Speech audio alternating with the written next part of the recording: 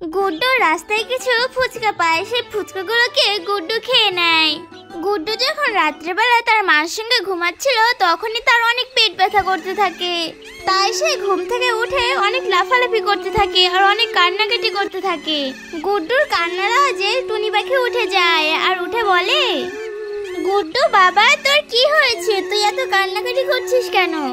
মা মা রাস্তায় কিছু ফুচকা পড়েছিল, আমি তাই কুড়িয়ে খেয়ে ফেলেছি। তারপর থেকে আমার অনেক পেট ব্যথা করছে।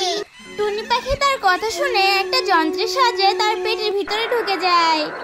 গিয়ে দেখে দুটো ডাইনি গুড্ডুর পেটের ভিতরে লাফালাফি করছে। এই দেখে টুনি পাখি বলে, এই দুষ্টু ডাইনিরা, তোমরা আমার গুড্ডুর পেটের থেকে বাইরে বেরিয়ে যাও, আমার গুড্ডুর তো অনেক পেটে ব্যথা করছে। এই শুনে ডাইনি বলে, তোর ছেলের কষ্ট হচ্ছে তো আমার কি, আমরা তো তখনই বেরোবো যখন সবাই আমাদের ভিডিওটাকে লাইক এবং চ্যানেলটাকে সাবস্ক্রাইব করে দেবে, তখন